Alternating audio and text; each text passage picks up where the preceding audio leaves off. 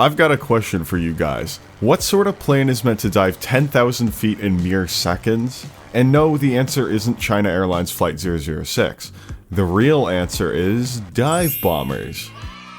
Ever since 1912, when we decided to mount a gun on an airplane for the first time, the aviation industry has been a race to find the best way to hurt as many people as possible. One such fantastic invention for this was the strategic bomber. By flying high and carrying a bunch of bombs, you can saturate a railroad or factory or unevacuated city with all sorts of fun ordnance. These flying steakhouses do have one problem though. They aren't exactly what you'd call accurate. Sitting in the jet stream and tossing unguided bombs at a target miles beneath you isn't exactly precision, despite what American wartime PR for daytime raids wants you to think for some reason. So instead, we invented the dive bomber. Or more specifically, the low-altitude bombers. These are all sorts of planes we've come to know and love. From the IL-2 and P-47 to the SB-2C Helldiver and Ju-87 Stuka, all these aircraft conducted low-altitude attacks.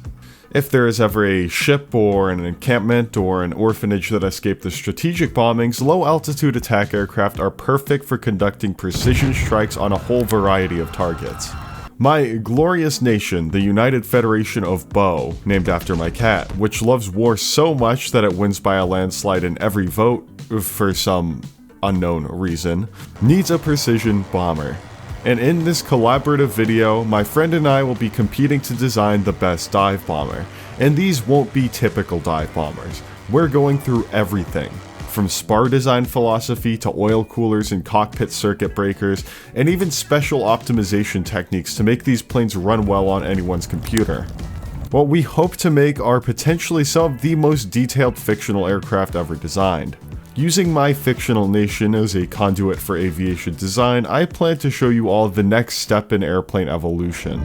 So ladies and gentlemen, I introduce to you the GT-24 Cyclone.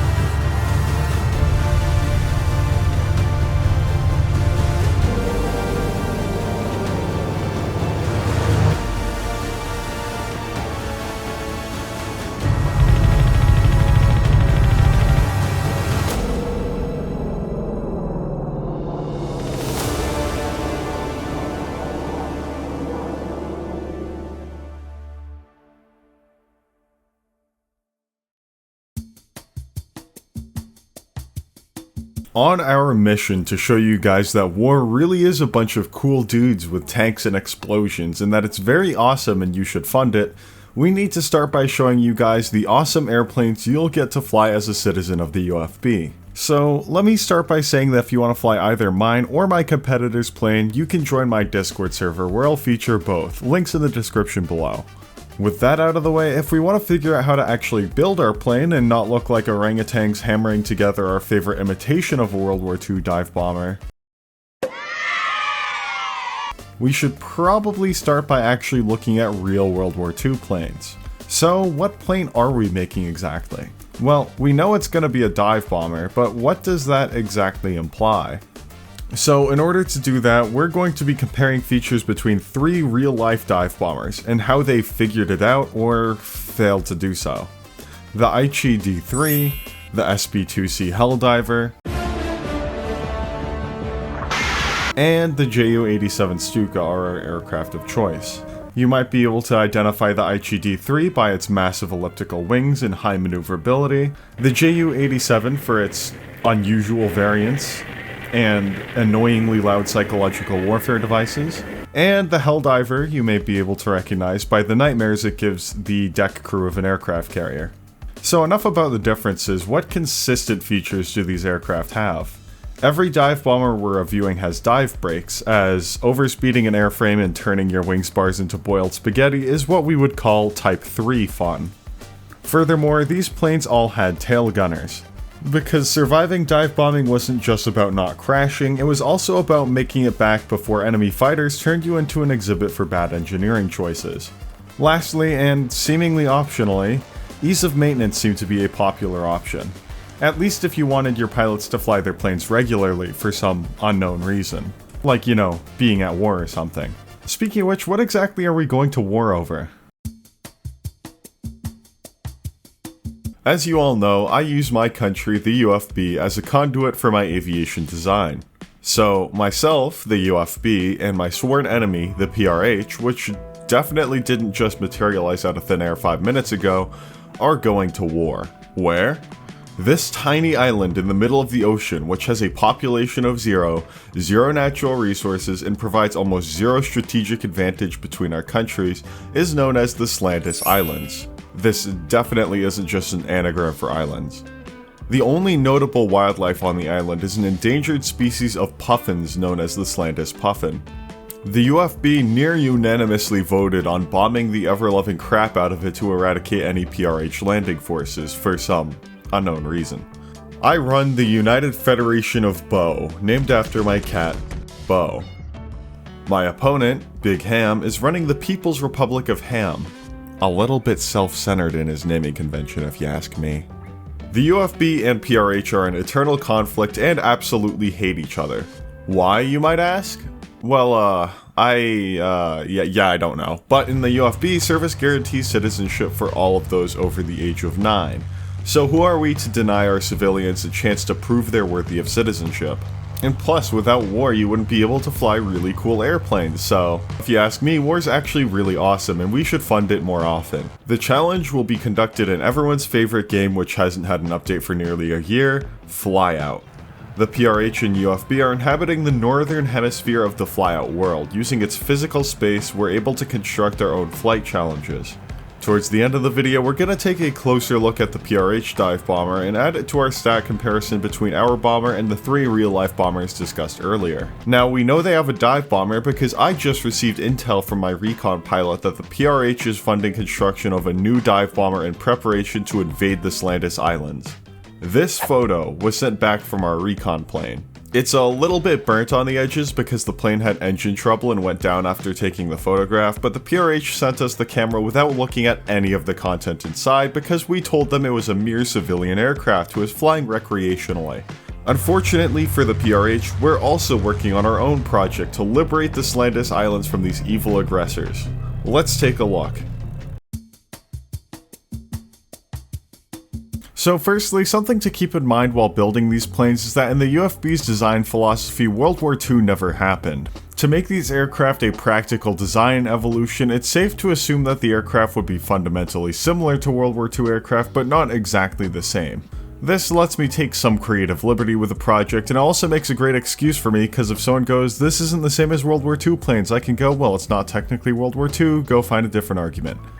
Anyways, every good build starts with a good airframe. I unfortunately lost all of my build footage of the early fuselage process due to getting hacked a couple months back and not fully backing up the genuine hundreds of gigabytes of time-lapse footage. So we're starting with the internal structure and skipping the airframe shaping and engine design. Although I will mention a little bit about them later in the blueprint section. I started building the internal structure of the wings. The average wing is made up of a few structural components, the main ones being the ribs and the spars. The spars are the primary load-bearing structure of the wing, whereas ribs more so make up the support for the chordwise shape of the wing. While nothing unique was done with the ribs, the plane featured a very unique tri-spar design. This is because the wings themselves weren't particularly thick, yet this plane needs to be able to carry heavy loads. The tri-spar design helps thinner wings carry heavier loads, as well as providing structural redundancy for the wing, which is extra important for a plane that will be flying into frequent AA fire. Despite it not actually being World War II, the GT-24 Cyclone tackles very similar problems to World War II dive bombers.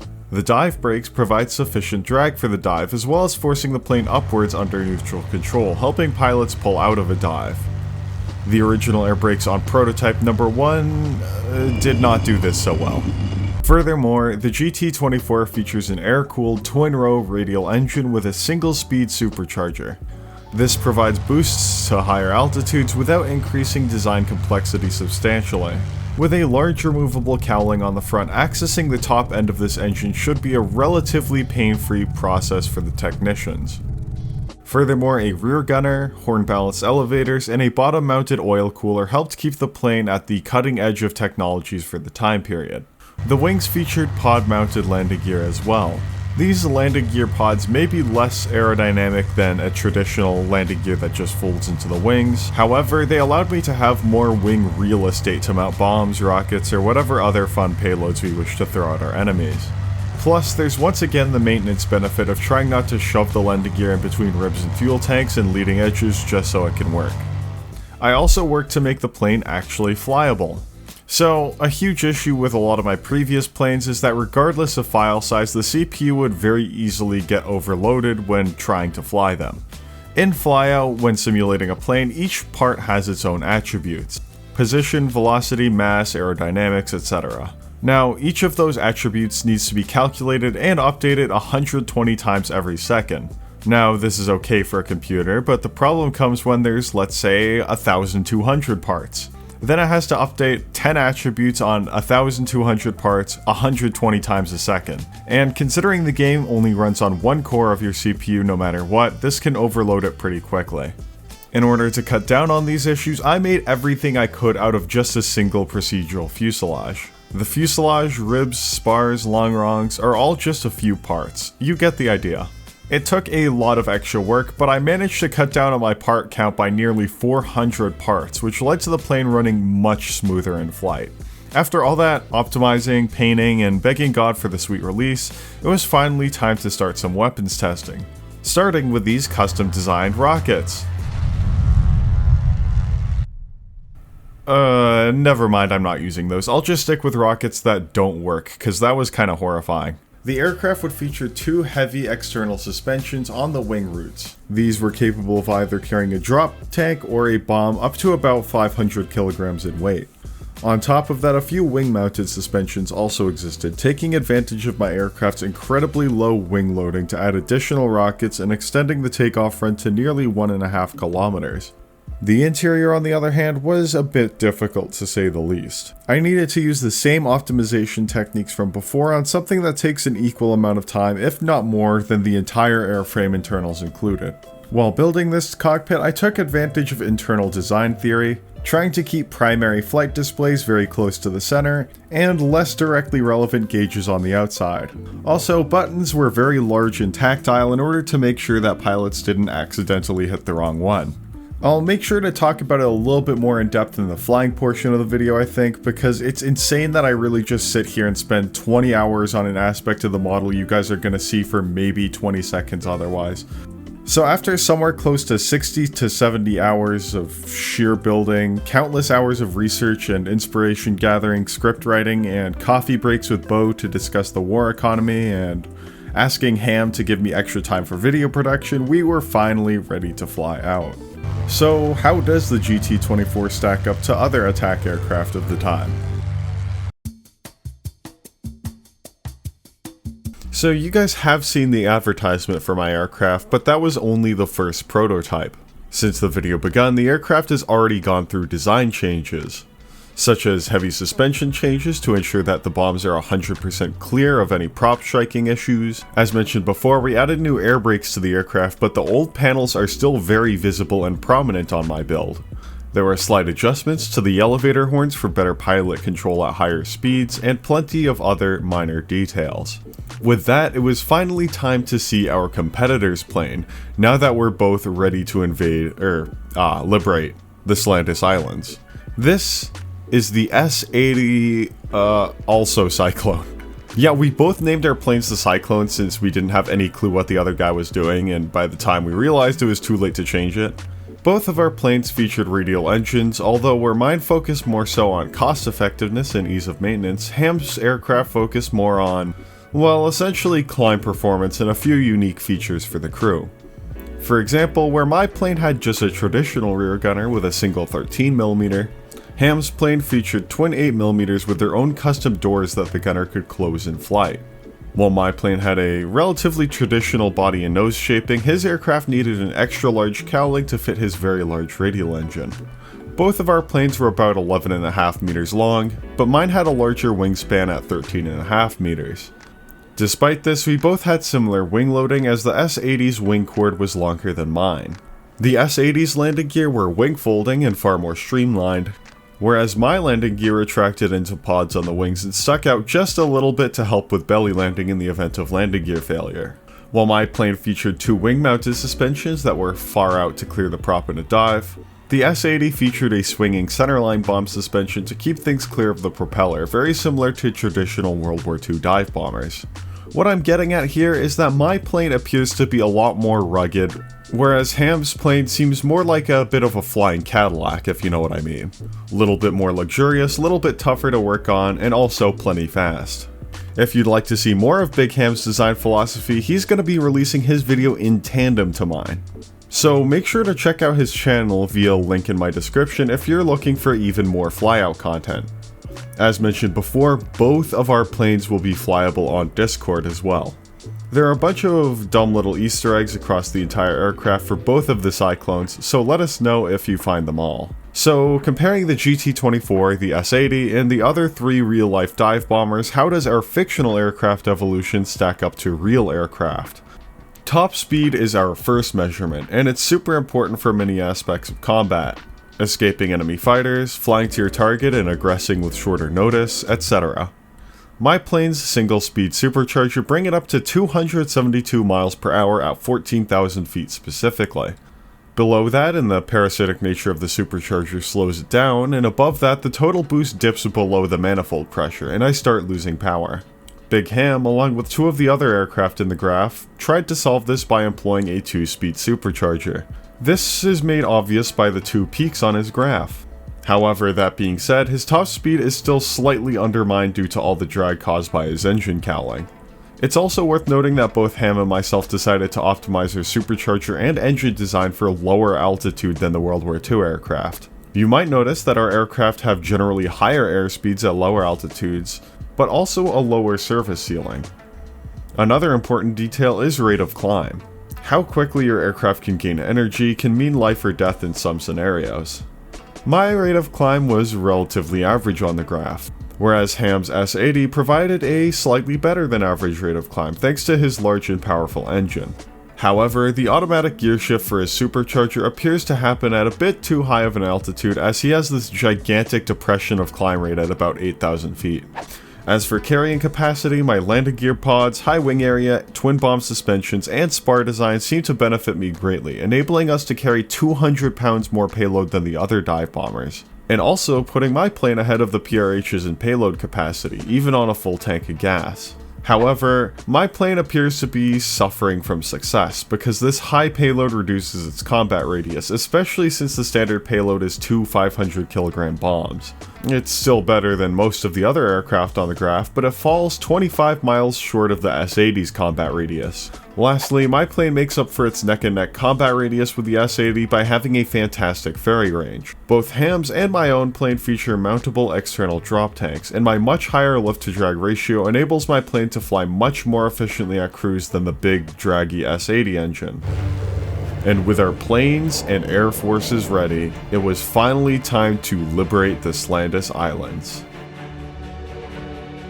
And then it turned out that the island is outside both of our combat radii, so we're having a truce till we can build better planes.